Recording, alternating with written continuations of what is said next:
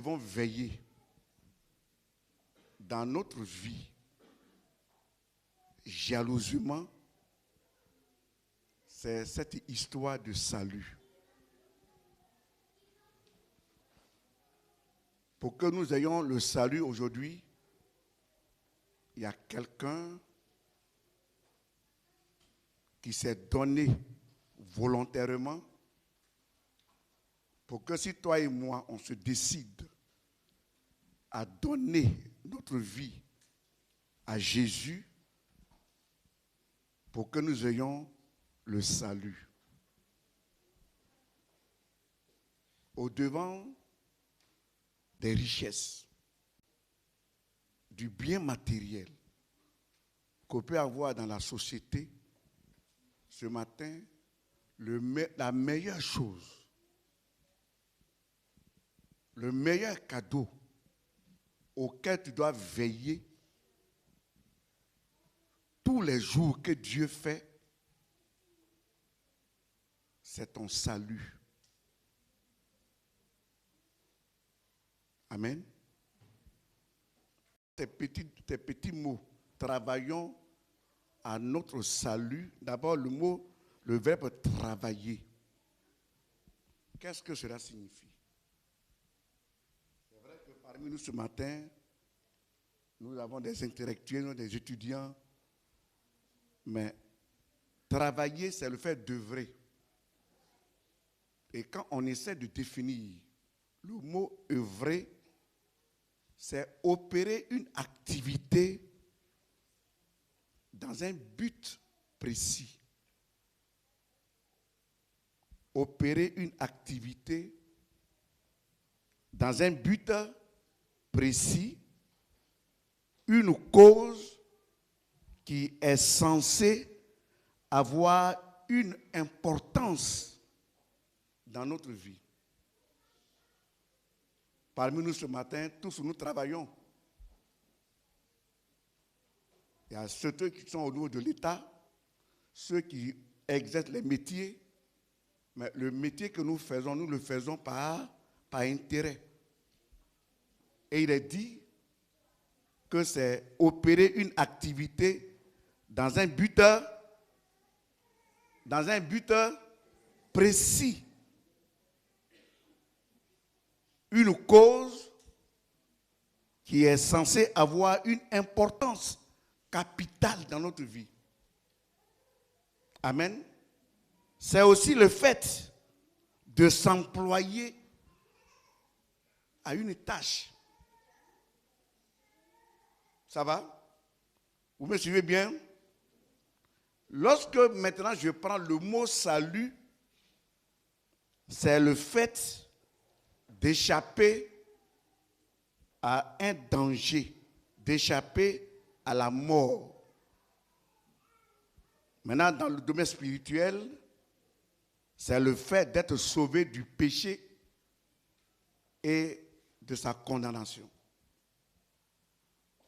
Maintenant, dans ce petit mot salut, on a 3 messages importants à l'intérieur. Le salut renferme la justification. C'est le fait d'être justifié par le Seigneur. Je vais prendre un petit exemple ce matin. Mon petit, parle bien.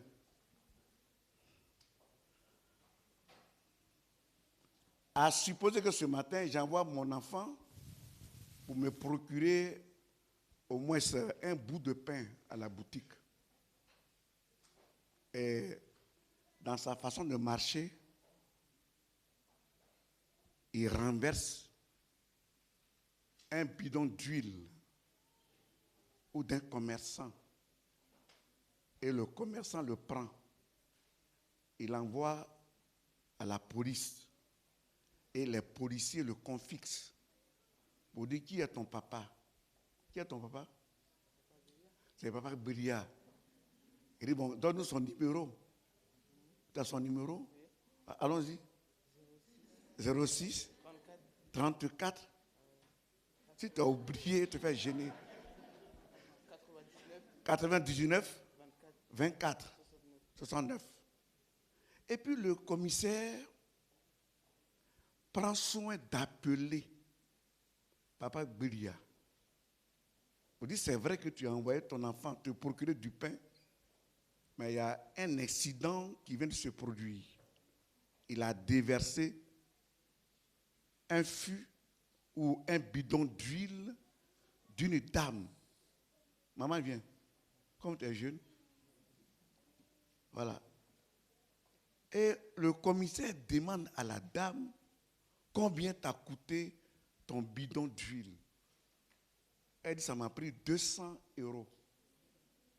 Alors, M. Belia, si tu tiens la libération de ton fils, alors tu rembourses la somme de 200 € à la dame. On se suit? Et puis, bien vrai que Papa Belia, n'ayant pas les moyens, il s'est arrangé à trouver les 200 € à Madame X. Chérie, il faut t'asseoir. Et le commissaire, après le départ de la dame, libère l'enfant en lui prodiguant des conseils. Et l'enfant retourne à la maison avec son fils. On est quitte, non? L'affaire est close? Ok. Le lendemain, la femme voit le jeune homme avec son sac au dos en partance pour le commerce. La dame se jette sur lui, se mettant à le bastonner. De vous à moi, qu'est-ce qui va se passer? Qu'est-ce qui va se passer? Mon frère, si c'est toi, tu as fait quoi? Hein? Ah, non, elle te bastonne cadeau comme ça? De vous à moi, le papa sera saisi. Lui aussi, à son tour, qu'est-ce qu'il va faire? Il va aussi la convoquer sur le même commissaire pour le prendre à témoin que hier, devant toi, j'ai réussi à payer l'argent de la dame.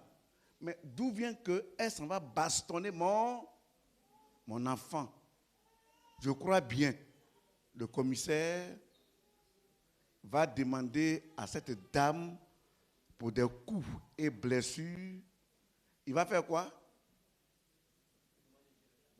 Hein? On va la condamner. Et avec des intérêts pour des coups et blessures. Mon frère, va t'asseoir. C'est ce qui s'est passé entre Jésus et Satan à tout sujet. C'est vrai que nous sommes tous nés dans le péché. Le péché adamique. La parole de Dieu nous révèle que tu seras condamné éternellement. Jésus, ayant vu cette réalité, il est venu pour dire, à cause de mon frère, à cause de ma soeur, je me donne volontairement, tuez-moi pour permettre à mon frère d'être en liberté. Et c'est ce que Jésus a fait pour toi et pour moi. De par la mort de Jésus, pour le fait que Christ ait versé son sang, le sang qu'il a versé te donne la liberté d'être libre. Le diable n'a plus le droit de te fatiguer dans ta vie. Et c'est ce que j'appelle la justification. Par la mort de Jésus, nous avons été justifiés. Satan n'a plus le droit de nous fatiguer. Sommes-nous d'accord? Le deuxième message, c'est la régénération. Vous voyez, quand Dieu a franchi quelqu'un, il transforme ton cœur, ta nature.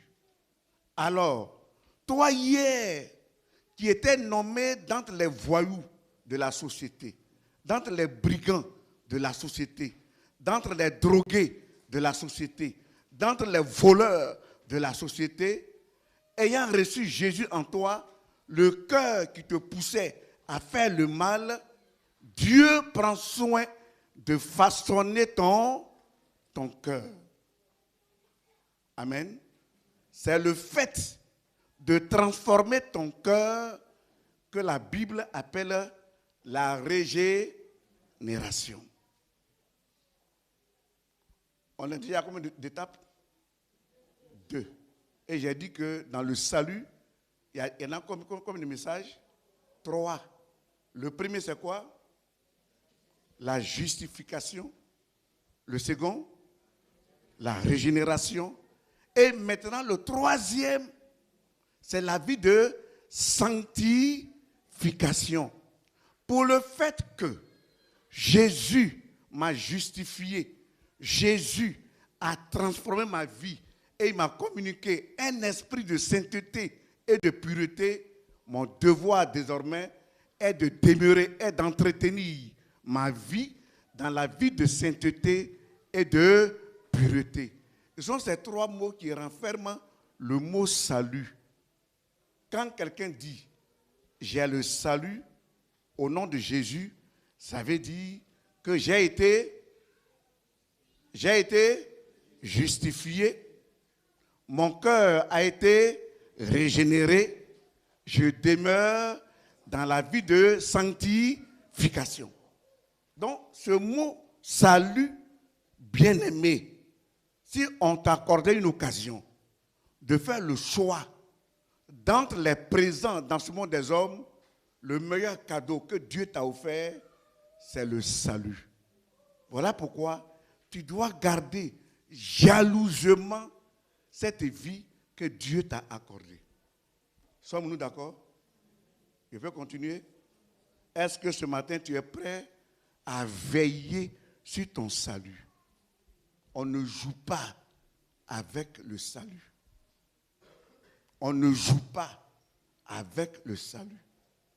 Le salut est d'une importance capitale.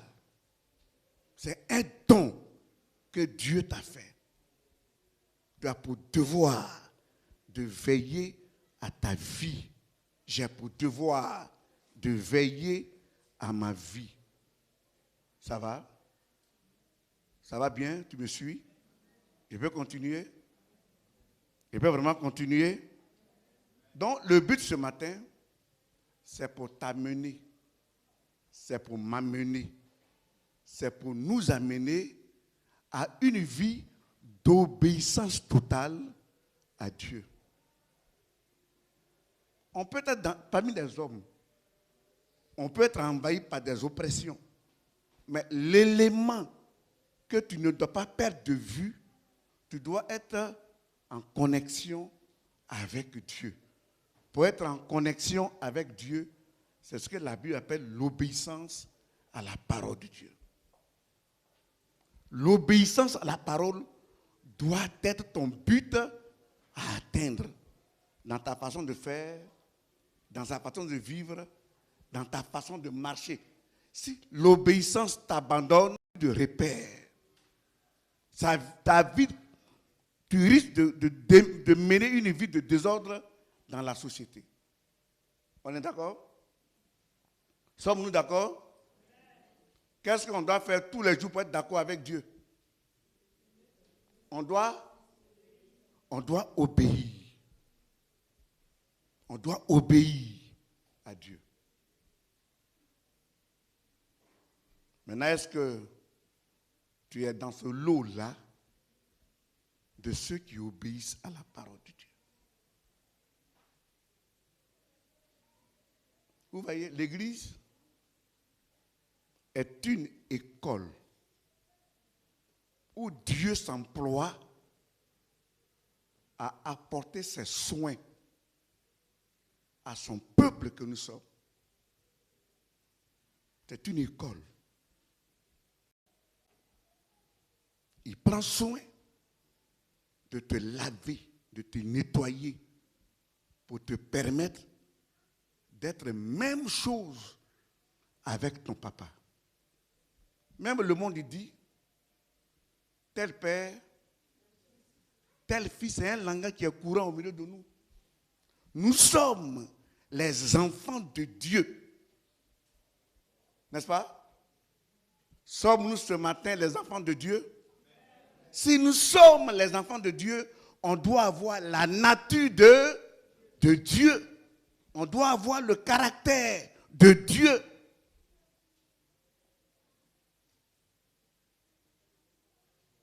Ça va?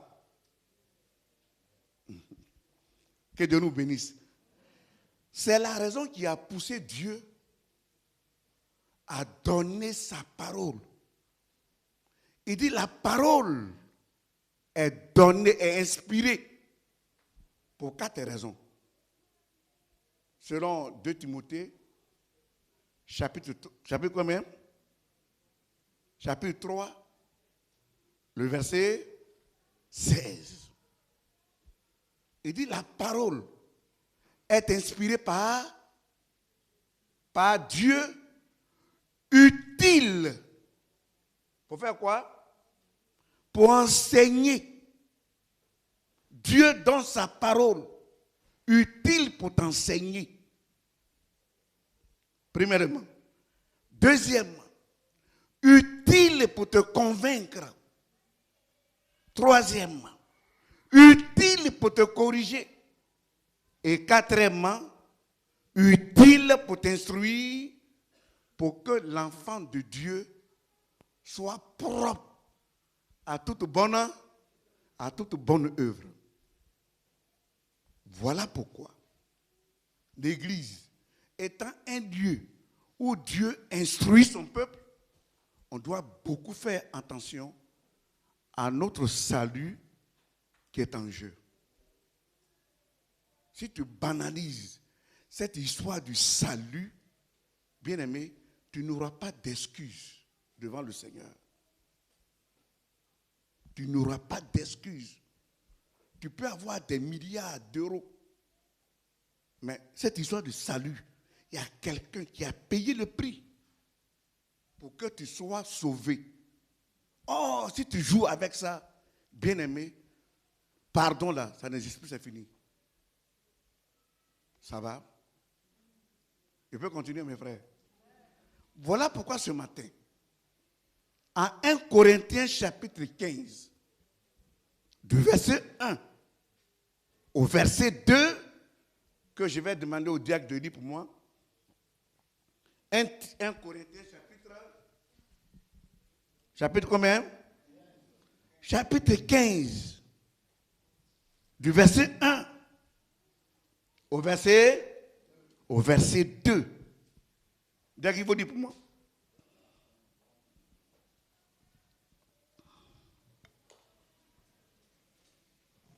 « 1 Corinthiens, chapitre 15, Oui. les versets 1 et 2. Oui. Je vous rappelle, l'évangile que je vous ai annoncé, oui, que vous avez reçu, dans lequel vous avez persévéré et par lequel vous êtes sauvés, si vous le retenez tel que je vous l'ai annoncé. Autrement, vous auriez cru en vain. En vain. Je reprends le texte. Il dit, je vous le répète. Je vous le répète. Frères et sœurs, l'évangile, en un mot, la bonne nouvelle que vous avez, il dit quoi? Que je vous ai annoncé, que vous avez reçu, dans lequel vous avez persévéré et par lequel vous êtes sauvés, si vous le retenez tel que je vous l'ai annoncé, autrement, vous auriez cru en vain.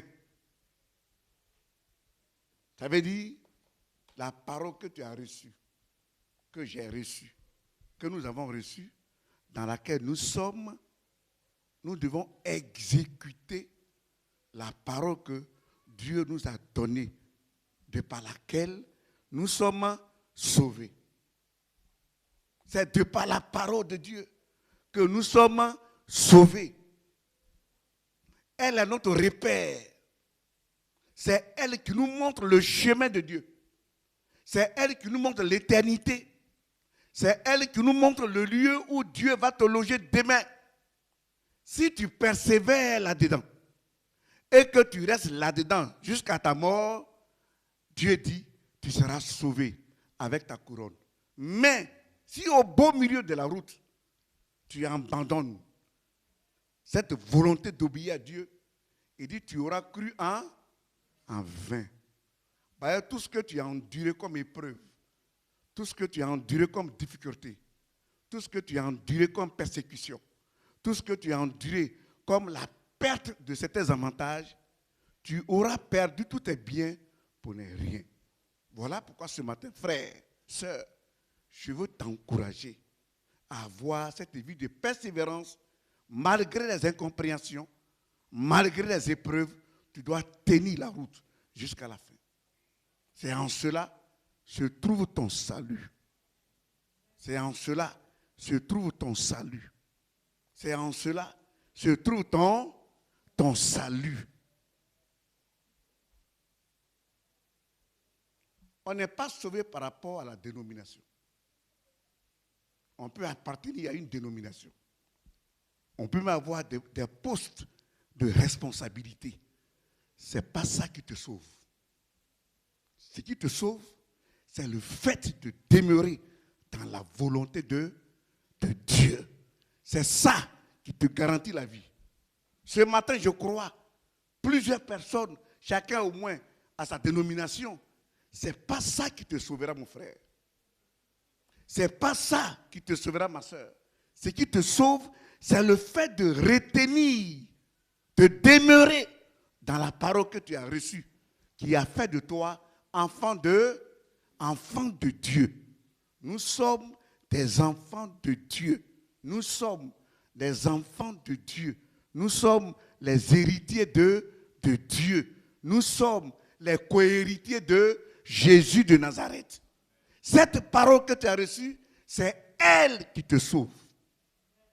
Ne te laisse pas tromper. Les gens viendront avec des milliards, des dollars pour te tromper. Ne cède pas. La nourriture, les voitures que nous avons ne peuvent pas nous sauver.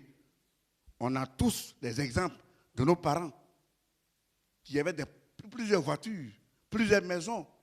Lorsqu'ils sont décédés, c'est les cousins, les neveux, les tantes qui sont autour de nous et qui sont venus réclamer. Ah, c'est moi qui prends sa voiture bleue. Non, c'est moi qui prends sa maison à Bobigny. C'est moi qui prends sa femme. C'est moi qui prends tel enfant pour vivre avec elle.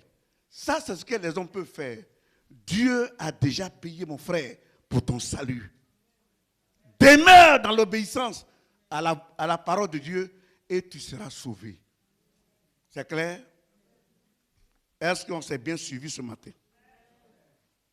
Voilà pourquoi pour ceux qui sont des œuvres et missions, derrière au tableau de nos églises, il est toujours mis, si vous savez ces choses, vous êtes heureux pourvu que vous les pratiquiez. Très important. Je dis bien très important pour toi, mon frère. Je vais conclure avec une référence biblique. C'est maintenant ma conclusion, j'ai déjà fini comme ça. Aujourd'hui, on est en fête, on doit manger. Par exemple, dit on est venu pour manger. Oui, de même. Non. Moi, je mangerai au moins deux dindes. C'est bon, non? Donc, il faut dire à madame que j'ai droit à 2 dindes. Si ça me dépasse, je prendrai au moins un que je vais balancer à ma famille.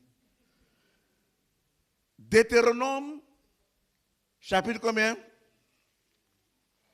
Chapitre 28. le verset 1. Ça, c'est notre conclusion. Il t'appartient d'aller réfléchir pour faire le choix. Si réellement tu t'es décidé à marcher avec Dieu, va dans ta chambre, enferme-toi. Cette histoire de salut, ce n'est pas de la plaisanterie. Vous me suivez bien? Tout à l'heure, madame a dit, lorsque l'enfant est sorti, la dame, la sage-femme, elle a failli casser la tête à ce nouveau-né. Mais de justesse, elle a réussi à rattraper l'enfant qui devait tomber. C'est ce qu'on appelle la grâce de salut. Amen. Je vais lire d'abord. Allons-y. Deutéronome, chapitre 28, Oui. le verset 1. Deutéronome, c'est le 5e livre de la Bible. Il est écrit, « Si tu obéis à la voix de l'Éternel, ton Dieu, en observant et en mettant en pratique tous ces commandements que je te prescris aujourd'hui, l'Éternel, ton Dieu, te donnera la supériorité sur toutes les nations de la terre. » Amen. Peut-être que c'est un peu compliqué. Pour ceux qui ont la Bible, parole de vie, je vous invite à lire cette référence dans la Bible, parole de vie. Ça va faire tomber les écailles de tes yeux. Mon frère, allons-y. Lui, la parole d'à côté ici. Prends le micro, tu me dis ça. Parole de vie.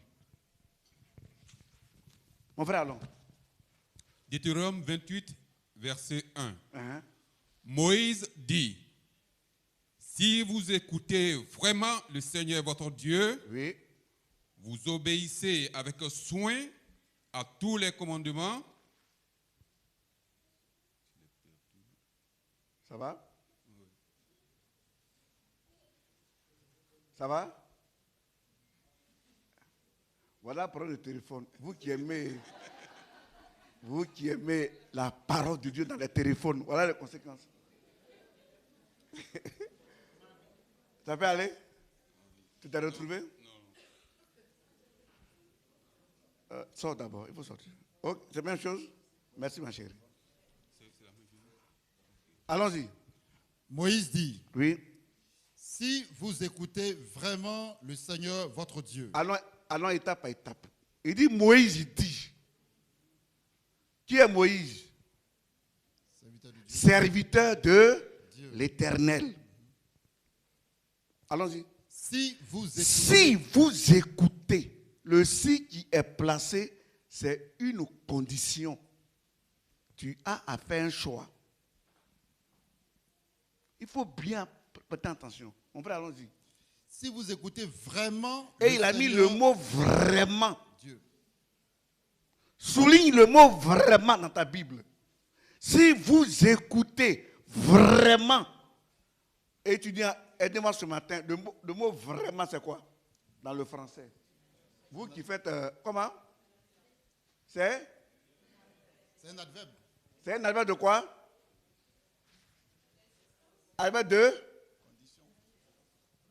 Oui, allons? Elle te dit encore. Il faut m'aider. Moi, je n'en connais pas. C'est? Adverbe de? Qui a parlé? Oui, de manière, c'est ça, oui. Oui, maman. La manière. D'accord. Donc, reprends le texte. Qu'est-ce qu'il dit? Si vous écoutez. Si vous écoutez. Vraiment. Vraiment. Souligne le mot vraiment. Oui, allons-y. Le Seigneur, votre Dieu. Marque d'abord une pause. Ce matin, nous sommes venus à l'église. C'est dans quel but? Écouter la parole de Dieu. Lorsque nous finissons d'écouter la parole de Dieu, en retour, on doit faire quoi? On doit la mettre en pratique. Et ce matin, Moïse me dit, Moïse, serviteur de l'Éternel, nous dit que si c'est vraiment la parole de Dieu que tu es venu écouter, continue mon frère. Si vous obéissez. Si vous obéissez. Continue. Avec soin. Avec soin. Là encore, souligne le mot soin. Ça veut dire, si vous mettez le sérieux dans cette histoire de Dieu, c'est ça, non? C'est ça. Quelle est la récompense? Donc si vous obéissez avec soin à Avec tous soin. les commandements, Tous les commandements, bon, les commandements, ce n'est rien d'autre que la parole de Dieu. Si tu respectes avec soin la parole de Dieu, continue mon frère.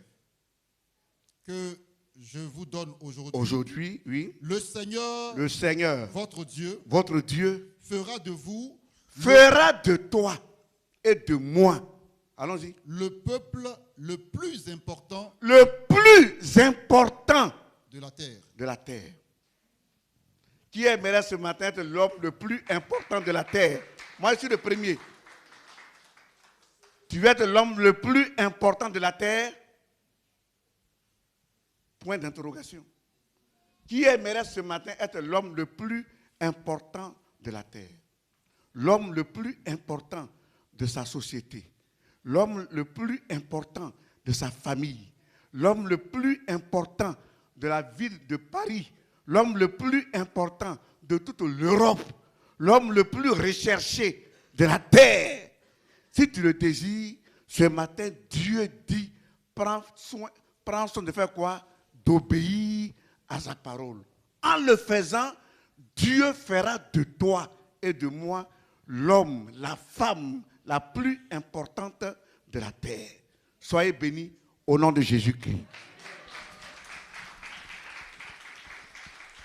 Nous allons prier le Seigneur. On va bénir Dieu pour sa grâce, pour cette opportunité en ce matin que Dieu nous accorde d'écouter encore sa parole, qui te donne la capacité, bien-aimé, de te soumettre à la parole de Dieu. Nous prions ensemble le Seigneur. Nous élevons la voix et nous bénissons le Seigneur.